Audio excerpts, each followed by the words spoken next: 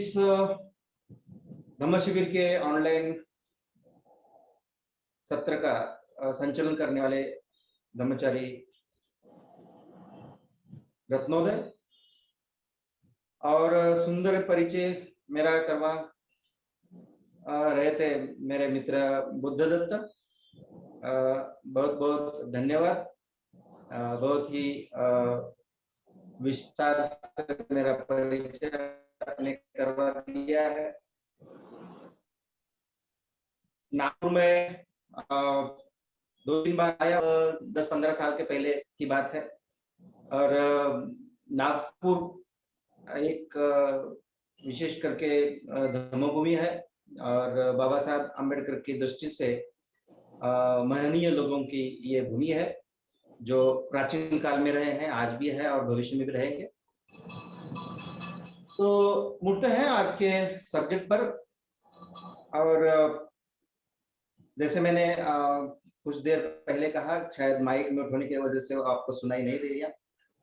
बंदे उर्गेन संरक्षित इनकी जो ये काव्य है समर्पित धम्म जीवन, जिसे पूरे हमारे आंदोलन में डेडिकेशन सेरेमनी के रूप में मनाया जाता है। और हम सब इस विषय के बारे में जानकारी रखते हैं और सभी को ये विषय पता है, लेकिन इस विषय को एक धम्म शिविर के रूप में हम आज ले रहे हैं। तो धम्म जीवन, जीवन तो हम जीते हैं और इस जीवन को धम्म का आधार कैसे प्राप्त किया जाए और अपने जीवन में धम्म ही कैसे पूरी तरह से आ जाए, हमें इस कविता के माध्यम से जानने का प्रयास करना है। उर्गेन संरक्षित जो त्रिरत्न बौद्ध महासंघ के निर्माता है और उनकी दृष्टि से आधुनिक समाज में एक नव चैतन्य निर्माण करने वाला, जो नया जीवन जीने को हमें आसान करने वाला एक बहुत ही अच्छी तरह से बुद्ध धम्म और संघ ये हमें उन्होंने दिया है। और हम देखेंगे इस विषय में बुद्ध धम्म संघ को कैसे अपनाया जाए, इसकी बहुत ही विस्तार से उन्होंने हमें जानकारी दी है। तो हम जब जीना जीते हैं, जैसे भी जन्म ग्रहण किया और एक ना एक दिन हमें मृत्यु आने वाली है और मृत्यु के बारे में हम अभी बहुत सारा विस्तार से सोच रहे, सजग हो रहे हैं, क्योंकि पिछले 1-1.5 साल से जो हमारे आसपास हमारे अंदर जो हो रहा है उसी के कारण हम मृत्यु के बारे में सजग हो रहे हैं। लेकिन जीना जो है, जो जन्म और मृत्यु के बीच का जो फासला है, इस जीवन में किस तरह से हमें जीना है और बौद्ध करके हमें जीवन किस तरह से जीना है, ये बहुत ही सरल तरीके से हमें इस विषय से पता चलने वाला है। तो एक बार ये पूरी कविता पढ़ लेते हैं और आज के दिन में जितना तय हुआ है उसका हम निरूपण करते हैं, उसकी हम चर्चा करते हैं, उसको समझने का हम प्रयास करते हैं। तो ये समर्पण विधि है और जो भी हमारे बौद्ध धर्म के महत्तम ऐसे समारंभ रहते हैं, उस समारंभ में ये समारोह लिया जाता है, उसे समर्पण समारोह भी कहा जाता है। और अपने जो धम्म शिविर भी शुरू होते हैं, तो धम्म शिविर शुरू करने के पहले भी, पहले दिन में भी ये समर्पण समारोह से ही हम शुरू करते हैं।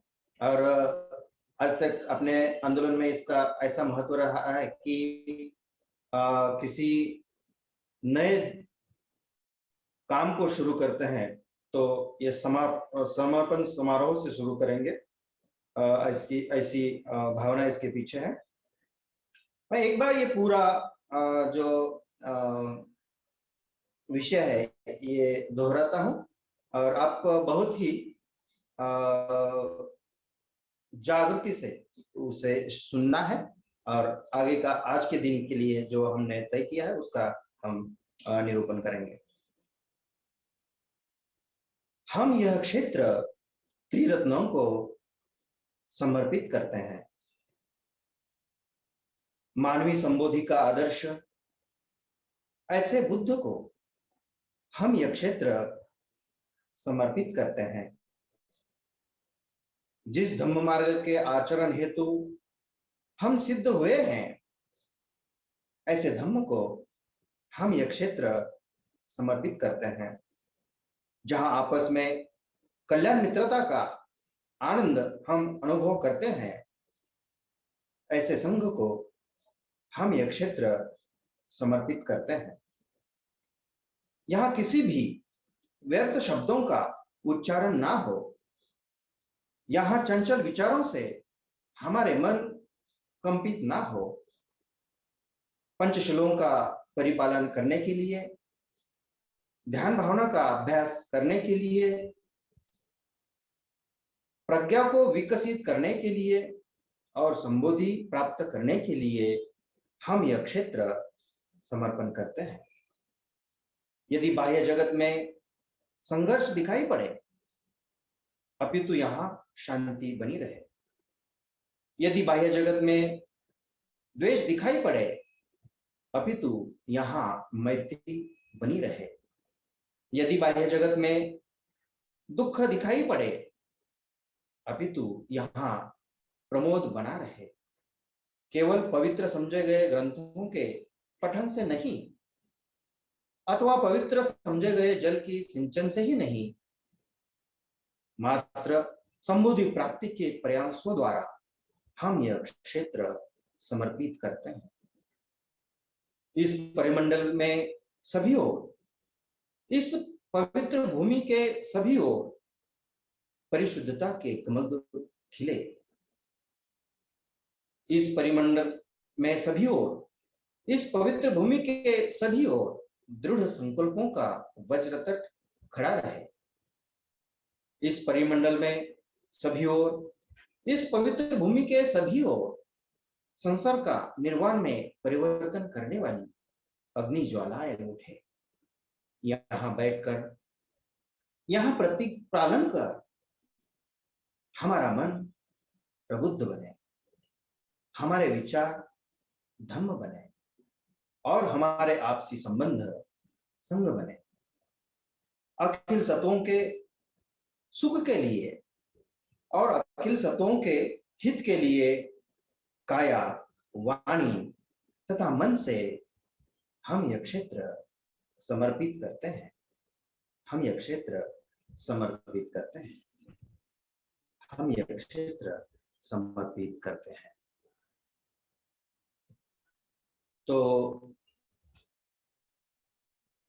यह है ये कविता और पूरे समर्पण से, समर्पित भाव से हम उसे अभी देखने जा रहे हैं। तो एक कविता पढ़ने से एक माहौल तैयार होता है, एक सोच का एक माहौल तैयार होता है, आचरण की परिस्थिति का एक माहौल तैयार होता है, नए जीवन की शोध का एक माहौल तैयार होता है, शांति का, समृद्धि का एक माहौल तैयार होता है, हमारे जो समस्या है उससे बाहर आने का एक माहौल तैयार होता है, एक नई दिशा मिलने का। तो बहुत ही सुंदर तरीके से, बहुत ही सुंदर शब्दों से सजाई हुई ये कविता है और ये सही में हर एक मानव के लिए अपने जीवन में एक नव चैतन्य निर्माण करने के लिए इस काव्य की बहुत जरूरी है। ये ना सिर्फ काव्य है बल्कि ये आचरण की पद्धति है। ये ना सिर्फ कुछ कल्पना है, बल्कि इसे जीना, कैसे जिया जा सकता है और जीवन की क्या अहम आचरण पद्धति है, इससे मालूम हमें होता है। तो हम देखेंगे आज हम यह क्षेत्र त्रिरत्नों को समर्पित करते हैं, यहां तक ही देखेंगे। मानवीय संबुद्धि प्राप्ति का आदर्श ऐसे बुद्ध, जिस धम्म मार्ग के आचरण पर हम सिद्धि हुए हैं ऐसा धम्म, और जहां आपस में कल्याण मित्रता का अनुभव हम लेते हैं ऐसा जो संघ है, इसको हम ये क्षेत्र समर्पित करते हैं। आज का ये विषय है और ये त्रिरत्नों के प्रति समर्पण की भावना जो यहाँ इस काव्य में शुरू में भंते उर्गेन संरक्षित इन्होंने कही है, उसके बारे में हम कुछ बातें कहेंगे। जैसे मैंने शुरू में कहा कि जीना है तो कैसे जीना है, जीवन का उद्देश्य क्या होना चाहिए। बुद्ध, बाबा साहेब और उर्गेन संघर्षित इनके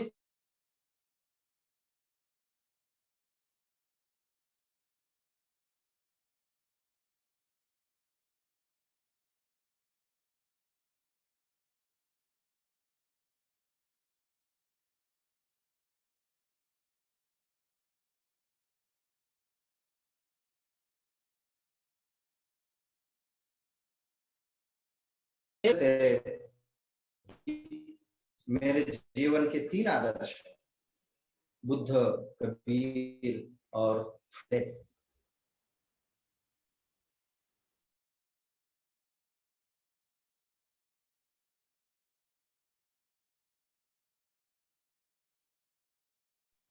यस, आवाज सुनाई दे रही है? बीच में कुछ प्रॉब्लम आई थी। हाँ, आवाज कट रही। Okay okay. हमारा जो जीवन है वो आदर्शों के समर्पित होना चाहिए। जैसे बाबा साहब कहते हैं कि मेरे जीवन के 3 आदर्श हैं, बुद्ध, कबीर और फुले। तो आदर्श इस तरह होना चाहिए कि उस तरह हम बनने की कोशिश करें। बाबा साहब अम्बेडकर कहते हैं कि अपने जीवन में आदर्श ना रहना ये बहुत बड़ी बुरी बात है। यानी कि क्या उसको कह सकते हैं कि हमारे जीवन में आदर्श रहना ये बहुत ही अधोगति की बात है। बाबा साहब कहते हैं कि पतित 2 प्रकार के होते हैं। एक जो पतित है जिसके जीवन में आदर्श नहीं है ऐसा पतित, और दूसरा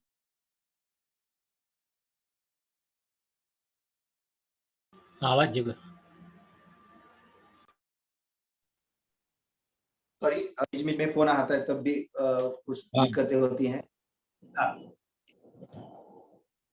बाबा साहब अम्बेडकर कहते हैं कि पतित 2 प्रकार के होते हैं, और जिसके जीवन में आदर्श है ऐसा पतित, और जिसके जीवन में आदर्श नहीं है ऐसा पतित। तो इस 2 पतितों में बाबा साहब ऐसा फर्क करते हैं कि पतित है ठीक है, लेकिन उसके जीवन में आदर्श भी नहीं है, कोई भी आदर्श नहीं है, ऐसा पतित होना बहुत ही गलत बात है, बहुत ही अधोगति की बात है। उससे कोई नया जीवन नहीं बना सकता, उभर आ सकता है। लेकिन पतित है लेकिन उसके जीवन में कुछ आदर्श है और उच्च स्वरूप का कुछ आदर्श उसके जीवन में है, तो वो पतित अपने पतितत्व के बाहर आ सकता है, अपने में विकास कर सकता है, अपने में मानसिक विकास कर सकता है। तो इसलिए हमें अपने जीवन को किसी ना किसी सर्वश्रेष्ठ आदर को समर्पित करना जरूरी है। और ऐसे कहा जाता है कि ये समर्पित जो आदर्श है अपने जीवन में कब शुरू होना चाहिए। बुद्ध, बोधिसत्व, इनको 16वें साल में उनका रूप दिखाया जाता है। हम जो हर एक रूप देखते हैं, मूर्तियां देखते हैं, तो वो नवतरुण जैसे युवा अवस्था में वो रूप दिखाया जाता है। और क्या क्या कारण है उसके पीछे का? तो उसके पीछे का कारण यह है कि धम्म जो है यो हर बार ये युवा रहता है और युवा अवस्था में अपनी जो बुद्धि है उस बुद्धि की पूरे विकास होता है। और जब पूरा विकास होता है उसी समय हमें आदर्श के संपर्क में आना जरूरी है और समर्पित जीवन शुरू करना जरूरी है। इसलिए कहा जाता है कि यदि आप 16वें साल में अगर ये समर्पित जीवन जीना शुरू करते हैं तो बहुत ही अच्छी बात है। लेकिन आदर्श जीवन की बात यह है कि जब भी हमें पता चले कि ये सत्य है और इससे विकास होने वाला है, उसी क्षण से इस आदर्श जीवन को अपने जीवन का हिस्सा बनाया जा सकता है। तो समर्पित जो जीवन है और जीवन में आदर्श हमें जरूरी है, तो हमारा आदर्श कैसा होना चाहिए? हम एक प्राणीजन्य अवस्था से आ रहे हैं और हमारे में बिल्कुल जो प्रगति हो रही है जिसे हम उत्क्रांति भी कहते हैं। और जो डार्विन ने कहा है कि हमारी उत्क्रांति जो है वो जो एक पेशीय प्राणी से अभी ये बहुपेशीय प्राणी जो मनुष्य हम देखते हैं यहाँ तक हुई है, ये सब उत्क्रांति है। लेकिन उर्गेन संरक्षित इस विषय को इस तरह से देखते हैं कि डार्विन ने जो ये उत्क्रांति बताई है, ये डार्विन की उत्क्रांति कनिष्ठ लेवल की उत्क्रांति है, ये प्राथमिक लेवल की उत्क्रांति है। लेकिन वरिष्ठ उत्क्रांति जो कहा सकता है उसको, वो उच्च उत्क्रांति उसे कहा सकते हैं, वो बनते उर्गेन संरक्षित उन्होंने कही है। और वो कहते हैं कि एक बार आदमी को अपने स्व की मालूमात हो, अपने स्व के बारे में वो जागृत हो, तो उससे वो बुद्धत्व की ओर जब तक जाते रहता है उसे उच्च उत्क्रांति उर्गेन संरक्षित बोलते हैं। और ये उच्च उत्क्रांति की ओर जाने के लिए, उच्च उत्क्रांति अपने अंदर में करने के लिए हमें आदर्श के प्रति ही समर्पित होना है। और बुद्धत्व जो है ये आदमी का निसर्गता नैसर्गिक आदर्श, सही सही आदर्श है। बुद्ध हमें मालूम है वो बुद्ध गया में उनका जन्म हुआ। सिद्धार्थ गौतम इनका लुम्बिनी में जन्म हुआ, लेकिन भगवान बुद्ध इनका जन्म बुद्ध गया में हुआ। और वैशाखी जो पूर्णिमा है उस पूर्णिमा को उन्हें बुद्धत्व की प्राप्ति हुई। हम देखते हैं कि क्या है बुद्ध, बुद्ध क्या है? बुद्ध वो बात है जो सर्वसाधारण मानव अपने जीवन में जिस सकारात्मक गुणों का सर्वोच्च अवस्था प्राप्त कर सकता है, वो सर्वोच्च अवस्था, सकारात्मक गुणों की सर्वोच्च जो अवस्था है उसे बुद्धत्व कहा जाता है। ये परिपूर्ण मानव, जो मानव है वो परिपूर्ण अभी नहीं है, क्योंकि हमारे गुण और दोष बहुत सारे भरे हुए हैं। लेकिन हमारे दोष कम हो और हमें गुणों में सर्वश्रेष्ठ अवस्था प्राप्त करे तो हम प्रबुद्ध मानव हो सकते हैं। और हमारे में जो वीर्य है, मैत्री है, जो करुणा है, इस सकारात्मक गुणों की सर्वश्रेष्ठ अवस्था बुद्ध है। और ऐसे बुद्ध को मानवीय संबोधि प्राप्ति का आदर्श, बुद्ध क्या है? हर एक मानव के संबोधि प्राप्ति का आदर्श बुद्ध ही है और वो नैसर्गिक है, क्योंकि हर एक में बुद्ध गुण जो सर्वश्रेष्ठ है, वो सर्वश्रेष्ठ गुणों के कुछ ना कुछ गुण हर एक व्यक्ति में मौजूद है। कुछ न कुछ अच्छाई के बारे में मैं सोचता हूँ तो कुछ बुद्ध बीज में मेरे अंदर है। हर एक आदमी किसी न किसी रूप में कुछ भलाई सोचता है तो बुद्ध बीज उसके अंदर है। लेकिन हर एक में जिस तरह से वो बुद्ध बीज है, उस बुद्ध बीज को खिलना फूलना और बहुत ही वृक्ष की तरह से उसे उभर आना, उसे फल पाना, और जिस रूप में वो गुणों का सर्वश्रेष्ठ गुण वहां हम देखते हैं हमारे अंदर, तो वो गुण ये बुद्धत्व का गुण होता है।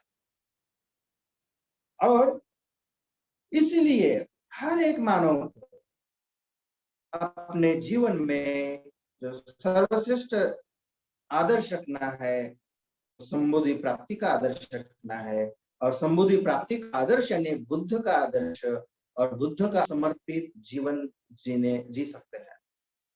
समर्पित जीवन जीने की कोशिश कर सकते हैं।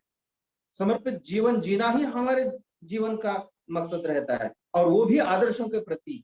हमारा आदर्श और हम, इसमें जो फासला है वो हर दिन कैसे कम होते जाए, कम होते जाए, कम होते जाए, ये सोच हमें समर्पित जीवन दिखलाती। और जब तक हम बुद्धत्व प्राप्त नहीं करते, तब तक ये हमारा समर्पित जीवन जारी रहेगा, चालू रहेगा।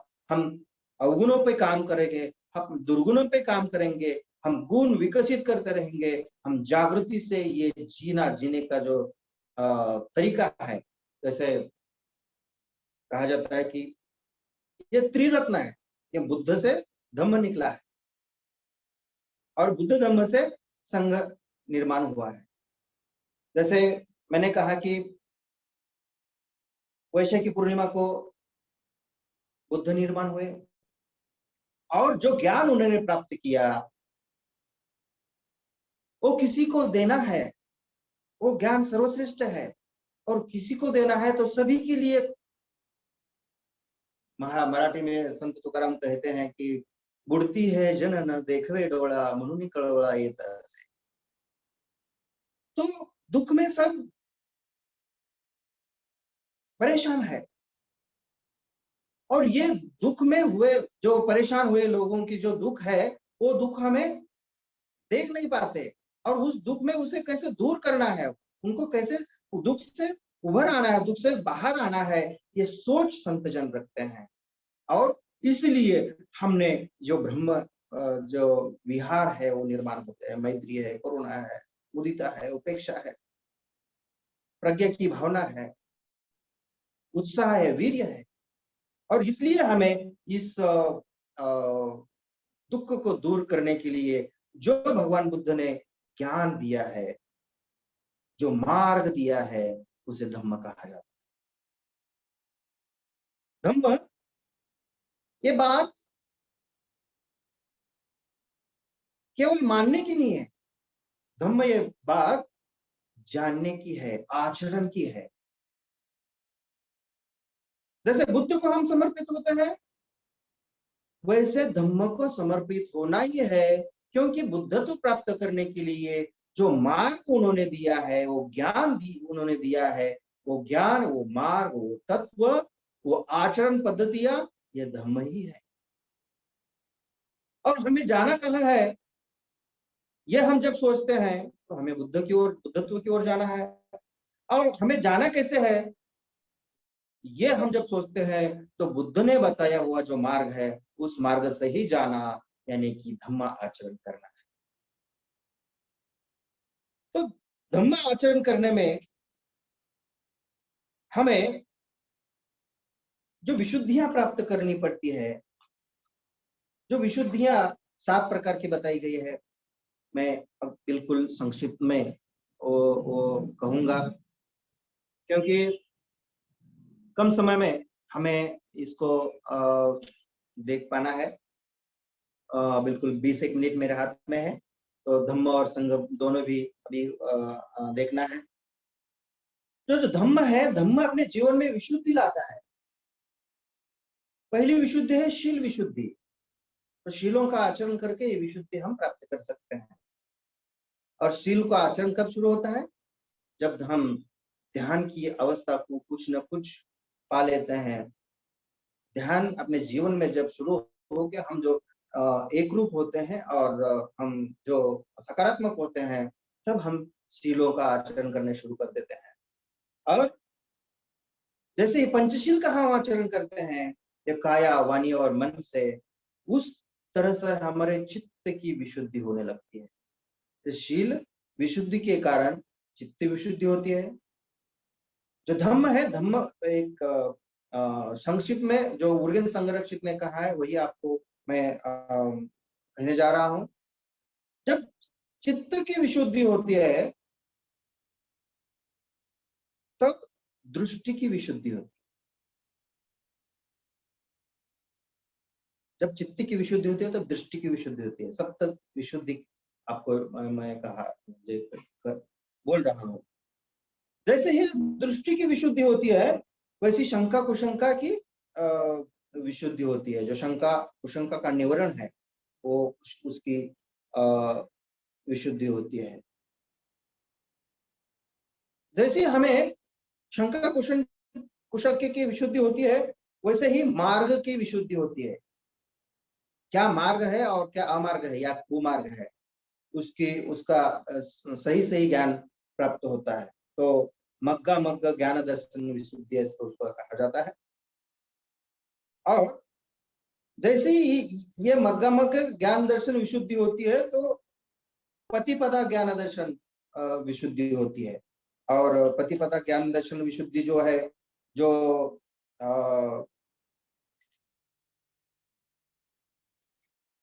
जो सही क्या है, गलत क्या है, उसमें हमें गलत टालने की और सही चुनने की जो विशुद्धि है, उसको कहा जाता है यथाभूत ज्ञान दर्शन, हम जिसको कहते हैं।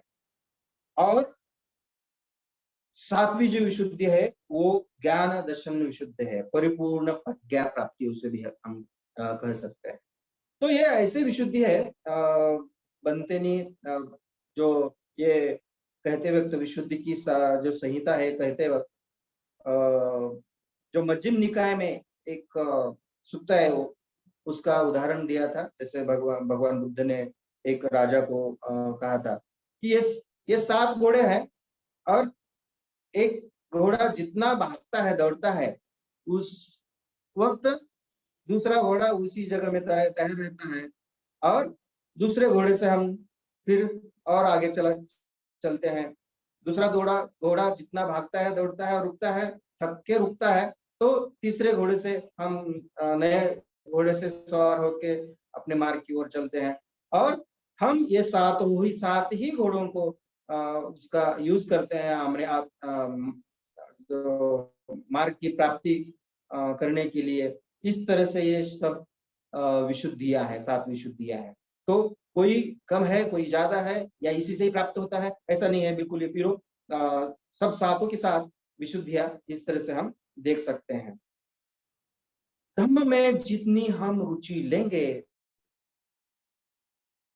उतनी जीवन की सच्चाई हमें जान पड़ेगी, यानी कि जान सकते हैं जीवन की सच्चाई। कब? तो धम्म में हम रुचि लेंगे तब। और धम्म में रुचि हम कब लेंगे? तो बुद्ध हमारे आदर्श होंगे, तभी हम धम्म में रुचि लेंगे, क्योंकि बुद्ध सर्वश्रेष्ठ आदर्श है। एक बार उसको हम कहते हैं तो धम्म आप ही आप उसके पीछे आता है। क्योंकि भगवान बुद्ध अपने अंतिम क्षणों में कहते हैं आनंद को कि मेरे बारे में, मेरे बाद में धम्म ही आपका शास्त्र है। जो धम्म को देखता है, वो मुझे देखता है। यानी कि इसका मतलब ऐसा है कि जो बुद्ध को देखता है, उसे धम्म दिखाई देता ही है, और जो धम्म को देखता है, उसे बुद्ध दिखाई ही देते हैं। बुद्ध और धम्म, इसमें कोई भी अंतर नहीं है, कोई भी भेद नहीं है, कोई भी दो राय नहीं है। धम्म है जो बुद्ध की ओर से निकला है, ज्ञान मार्ग है, नीति मार्ग है।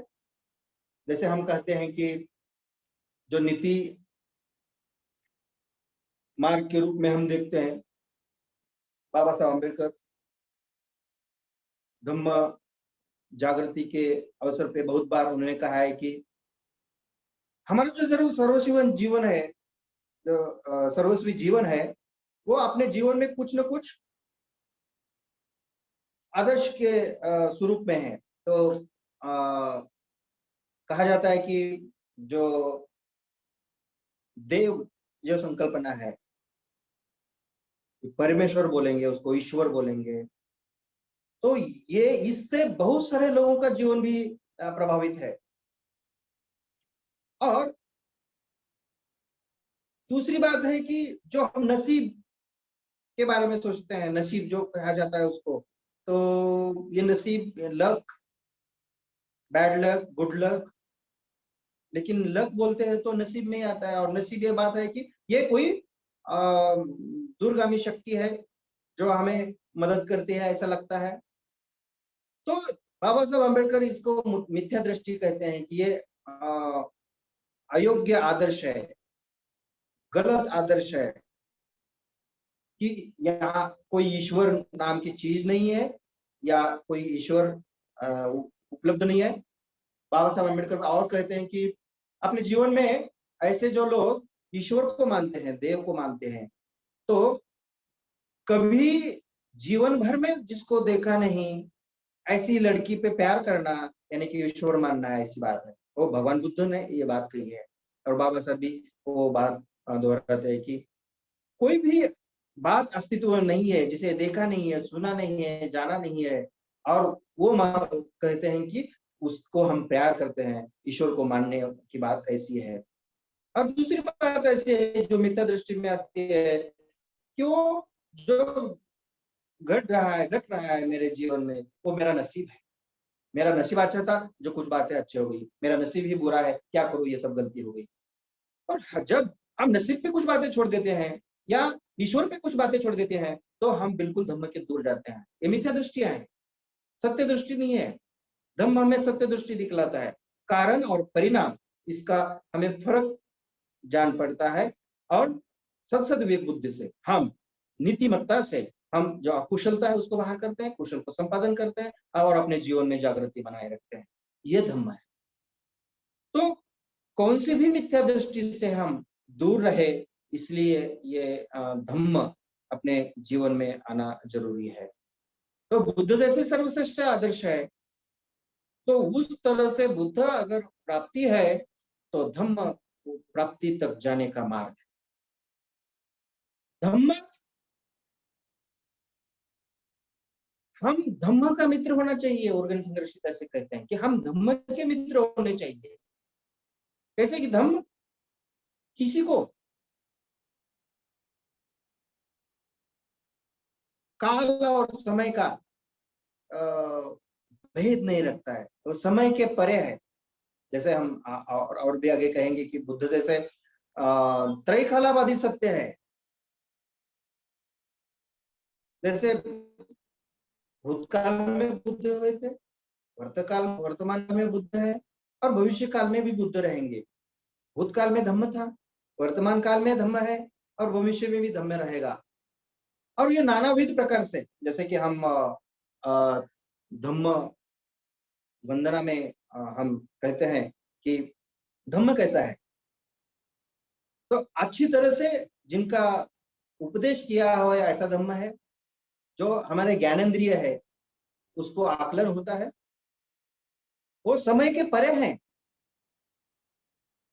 वो आओ और देखो और अनुभव करो, इसका परीक्षण करने जैसा है। और इतना ही नहीं, ये धम्म जो है वो निर्वाण की ओर ले जाने वाला है। और जो प्रज्ञा का अनुभव करते हैं उनको ये समझ में आता है कि वो खुद में एक सुख की अनुभूति पाने जैसा है। तो यह है धम्म। और ऐसे धम्म में हम जीवन भर शरण जाते हैं, जीवन भर के लिए शरण जाते हैं।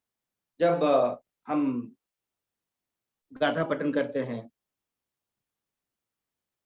तो हम शुरू में क्या करते हैं, तो त्रिशरण करते हैं। बुद्धं शरणं गच्छामि, मैं जीवन भर के लिए बुद्ध को अनुसरण करता हूं। जीवन भर के लिए, ना दिन ना रात, ना 1 घंटा ना 2 घंटा, 24/7, अहोरात्र, दिन रात हम जीवन भर के लिए बुद्ध को अनुसरण करते हैं। वैसे हम जीवन भर के लिए धम्म को अनुसरण करते हैं और हम आगे बढ़ते हैं कि ये जो बुद्ध और धम्म है, जो सर्वश्रेष्ठ जीवन के आदर्श है, रतन है, उन 2 रत्नों में से संघ रतन निर्माण हुआ है। और हमें मालूम है कि ये जो संघ रतन है, ये संघ रतन भगवान बुद्ध ने जैसे जैसे अपनी देशनाएं आगे देनी शुरू की, उस वक्त जब यश और उनके साथी मिलकर संघ में 60 लोग हुए, तो उस वक्त ये संघ रतन निर्माण हुआ है, संघ की निर्मित हुई है। धम्म की निर्मित जब हुई है तो सारनाथ में अपने पंचवकीय जो शिष्य थे हुए, उस शिष्यों को धम्म की देशना, मार्ग की देशना पहली बार भगवान बुद्ध ने दिया, तो वो धम्म वहां से निर्माण हुआ, जो हम आषाढ़ी पूर्णिमा को मनाते हैं, धम्म पूर्णिमा। और ये धम्म रतन उस आषाढ़ी पूर्णिमा की देन है, जो बुद्ध ने पहली बार ये 5 अपने श्रावकों को, शिष्यों को, सदस्यों को ये धम्म पहली बार दिया। और उसी दिन से भगवान बुद्ध को गुरु के रूप में भी मनाया जाने लगा, पूजने जाने लगा, पूजा होने लगी। और जैसे कि सारनाथ में धम्म निर्माण हुआ धम्म पूर्णिमा को, और वाराणसी में जो संघ निर्माण हुआ संघ जो पूर्णिमा को, उसी हर एक बात भगवान बुद्ध के जीवन में पूर्णिमा को ही हुई है। जैसे पूर्णिमा पूर्ण चंद्र होता है, शीतल होता है, उसी तरह से जीवन में कुछ प्राप्ति करनी है, जीवन में शीतलता लानी है, तो हर एक बात उनके जीवन में इस पूर्णिमा को ही, हर एक पूर्णिमा को ही घटी है। जैसे कि हम पिछले कल गए पूर्णिमा को देखे हैं कि बहुत सारी उसमें घटनाएं हैं। जैसे कि संगम महेंद्र नगर में आप सब रहते हैं, तो महेंद्र नाम के अशोक के जो सुपुत्र थे, राजकुमार थे, उन्होंने जो श्रीलंका में पहली बार भारत में से बुद्ध गए की जो बोधि वृक्ष की जो टहनी है, बोधि वृक्ष है, भारत में बुद्ध गया का बोधि वृक्ष पहली बार कल के पूर्णिमा के अवसर में, ज्येष्ठ पूर्णिमा के अवसर में महेंद्र ने श्रीलंका में लगाया। बहुत सारी ऐसे घटनाएं हैं। लेकिन संघ, जब हम संघ के बारे में सोचते हैं तो ये बुद्ध और धम्म का जो आचरण करते हैं उन लोगों का संघ है। बुद्ध और धम्म का जो लोग आचरण करते हैं उन लोगों का संघ है। और ये जो संघ है वो सन्मार्ग पर आरूढ़ हुआ है, जिसको श्रावक संघ भी कहा जाता है, आर्य संघ भी कहा जाता है। बहुत हम उसके स्वरूप से उसे जान सकते हैं। और ये जो संघ है वो न्याय मार्ग पे आरूढ़, उचित मार्ग पे चल रहा है।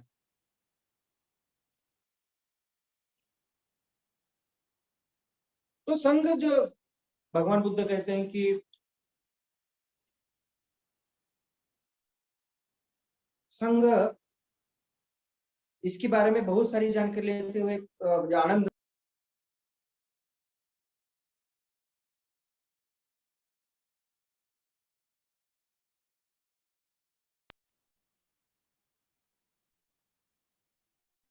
सॉरी हो रहा था बीच में। आनंद भगवान बुद्ध को कहते हैं कि कल्याण मित्रता मुझे लगता है कि आधा संघ है। तो भगवान बुद्ध कहते हैं कि कल्याण मित्रता आधा संघ नहीं है, तो कल्याण मित्रता पूरा संघ है। तो संघ की अनुभूति हमें जब लेना है तो कैसे ले सकते हैं? मित्रत्व की हम अनुभूति लेते हैं तो संघ की अनुभूति लेते हैं।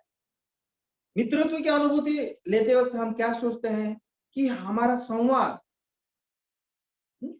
आपसी संवाद सुसह्य कैसे हो, हमारे बीच में जो परस्पर संबंध है वो संबंध यानी कि इस कविता में बनते कहते हैं कि हमारे आपसी संबंध, हमारे परस्पर संबंध वो संघ है। तो हमारे परस्पर संबंध धम्म पे आधारित है और हमारे परस्पर संबंध जो है वो बुद्ध पे आधारित है।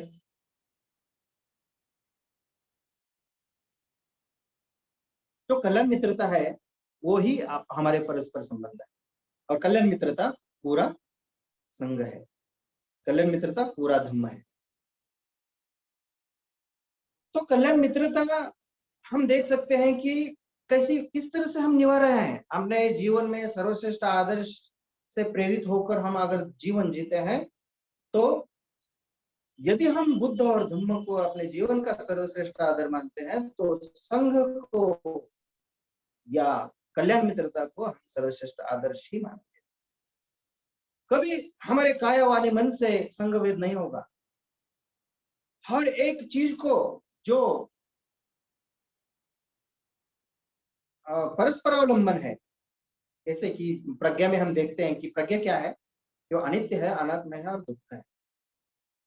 जो अनित्य है लेकिन परिवर्तनीय है, ठीक है। अनात्म क्या है, ये अनात्म है तो परस्पर अवलंबन है, हर एक दूसरे को पूरक काम करता है, हर एक दूसरे को प्रतिसाद देता है और ये प्रतिसाद की भावना, ये पूरक जीवन जगना या आपसे आपसी संबंध को यथोचित करना, ये संघ है और इस कल्याण मित्रता है। कल्याण मित्रता जिम्मेवारी लेती है, कल्याण मित्रता धम्म का दायाद बनती है, कल्याण मित्रता हमें बुद्ध धम्म की ओर हमें अग्रसर करती है और कल्याण मित्रता का जीवन जीना यानी संघ का जीवन जीना।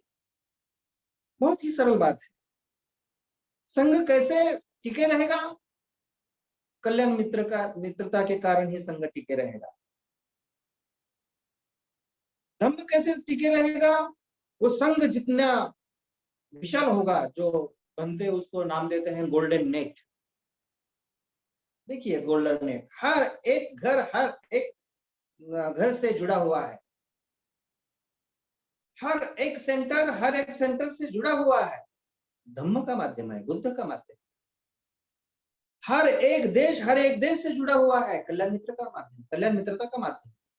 देखिए जहां उर्गेन संघर्षित ने इस संघ की स्थापना लंदन में की थी और छोटे घर में की थी, आज देश के 50 दुनिया के 50 देशों में आज संघ का विस्तार हुआ है। क्या है इसके पीछे का कारण? इसके पीछे का कारण बुद्ध धम्म और ये कल्याण मित्रता है। और इसीलिए इस कल्याण मित्रता को बहुत ही अहम स्थान है अपने जीवन जीने। समर्पित जब जीवन जीते हैं तो हम जैसे बुद्ध धम्म को समर्पित अपने जीवन जीते हैं, बुद्ध धम्म के गुण हमारे में आ जाए और उसी रूप से हम अपनी जीवन सक्रिय रखे तो कल्याण मित्रता आप में हमें उदय पाती है। हम सबके अनुभव है कि जिस दिन से मेरा अनुभव है, जिस दिन से मुझे कल्याण मित्रता मिली है, उस दिन से मेरे जीवन में बदलाव शुरू हुआ। और ये सबका आप सभी का भी अनुभव हो सकता है, आप सभी का किसी का भी अनुभव हो सकता है कि जिस दिन हमें कल्याण मित्रता मिली है उस दिन में हमारे अकुशल धीरे धीरे धीरे कम हुए हैं, हम कुशल की ओर अग्रसर हुए हैं और हमने जीवन में हमें खुशी, सुख और आनंद महसूस किया है। मेरे कायावानी मन का कोई न कोई एक व्यक्ति, एक दो व्यक्ति आधार है और मेरे गुणों का और अवगुणों का कोई ना कोई एक दो व्यक्ति साक्षी है। क्योंकि मैं ये जीवन जीना तो मरने तक ही ये जीवन जी सकता हूं। यदि मेरे गुण अवगुण किसी को पता नहीं है तो मेरे अवगुण कैसे दूर हो जाएंगे? मैं जीवन भर यदि मेरे अकुशल किसी को नहीं बताता हूं तो कैसे मेरे जीवन में परिवर्तन आएगा? तो कल्याण मित्र हमें माया की ममता से अपने अकुशल दूर करने के लिए मदद करता है। और यही कल्याण मित्रता है, वो पूरा धम्म है, संग है। मित्रता जैसे जैसे जो हम बोलते समतल मित्रता है, ऊर्ध्वगामी मित्रता है, कल्याण मित्रता है, हर एक प्रकार की मित्रता जैसे हम हमारी बढ़ते रहेगी तो संघ हम मजबूत करते रहेंगे, संघ हम जिंदा करते रहेंगे। और संघ जितना जिंदा रहेगा, संघ जितना मजबूत रहेगा, उतना धम्म अपना मार्ग विशाल कर देगा, धम्म जीवित रहेगा। और धम्म जितना जीवित रहेगा उतने बुद्ध हमें स्पष्ट रूप से दिखाई पड़ेंगे। बुद्ध जितने स्पष्ट रूप से दिखाई देते हैं उतने ही स्पष्ट रूप से हमें धम्म आचरण करने का तरीका होता है। धम्म जितने हमें स्पष्ट दिखाई देता है वैसे ही कल्याण मित्रता हमें स्पष्ट तौर पर दिखाई देती है। ये तीनों रतन, ये जो तीनों रतन है, ये तीनों रतन इस तरह से एक दूसरे में घुले हुए हैं। और हम देखते हैं कि जो अपनी जिंदगी है इस तीन रत्नों को समर्पित करता है, उसके जीवन में बदलाव आना ही है, उसके जीवन में शांति सुख आना ही है, उसके जीवन में संपन्नता समृद्धि आनी ही है। और भगवान उर्गेन संरक्षित अपनी जो यह आंदोलन है उस आंदोलन का ढांचा त्रिशरण है, ऐसा कहते हैं। तीन शरणों के प्रति कटिबद्ध होना यही मेरा आंदोलन का मुख्य आधार है, ऐसे उर्गेन संरक्षित कहते हैं। और आंदोलन का इस बुद्धिस्ट आंदोलन का ये वैश्विक तौर से उभरने वाली बुद्धिस्ट आंदोलन का आधार बुद्ध और धम्म और संघ है। यानी कि बहुत सारी बुद्धिस्ट कंट्रीज है, बहुत सारे विचार पद्धतियां हैं, बहुत सारी रूढ़ी परंपराएं हैं, बहुत सारी भाषाएं हैं, बहुत सारे अलग अलग तरह के प्रांत है। सभी ये अलग अलग बातें होते हुए भी एक बात सही है कि त्रिरत्नों के प्रति ये सभी शरण जाते हैं। और सभी का ये जो मूल आधार है ये त्रिरत्न ही है। और सभी के जीवन में त्रिरत्नों के प्रति कुछ दो राय नहीं है। इसीलिए बौद्ध व्यक्ति का जो समर्पित जीवन है वो त्रिरत्नों के प्रति समर्पित होना चाहिए। त्रिरत्नों का ये उद्देश्य हमें पता होना चाहिए। और ये त्रिरत्नों का उद्देश्य ना केवल आदर्श है बल्कि वो आचरण की पद्धति है और हमें सुख प्रदान करती है, हमें दुख से मुक्ति लाती है, हमारी आसक्ति दूर करती है, हमें बोधि की ओर ले जाती है और जग का कल्याण करती है। खुद का तो कल्याण करती है और हमारे साथ में आने वाले, हमारे साथ रहने वाले हम, और जब हम किसी के साथ रहते हैं, जिसी के भी साथ रहते हैं, उसका भी हम कल्याण करते हैं। तो यह है आदि कल्याणकारी, मध्य कल्याणकारी और अंति कल्याणकारी जो त्रैकालाबादी सत्य है, वो त्रिरत्न है, बुद्ध धम्म और संघ है।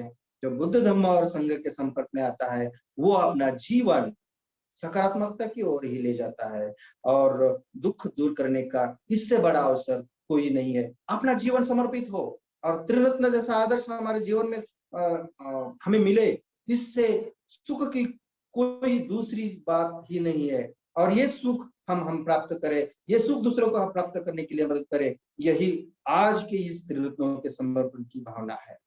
तो हम यहीं पर रुकेंगे, मुझे लगता है समय हुआ है और करीबन 1 घंटा मैं ये विषय के बारे में आपको रूबरू हो रहा था। हम गुट चर्चा में जा रहे हैं और हम इस त्रिरत्नों के प्रति मैं कैसे, किस तरह से समर्पित जीवन जीता हूँ, बुद्ध के प्रति मैं समर्पित जीवन कैसे जीता हूँ, धर्म के प्रति मैं समर्पित जीवन कैसे जीता हूँ और संघ के प्रति मैं समर्पित जीवन कैसे जीता हूँ, इस बात की हमें गुट में चर्चा करनी है। जैसे आप संचालक कहेंगे 40 मिनट के लिए। और धन्यवाद।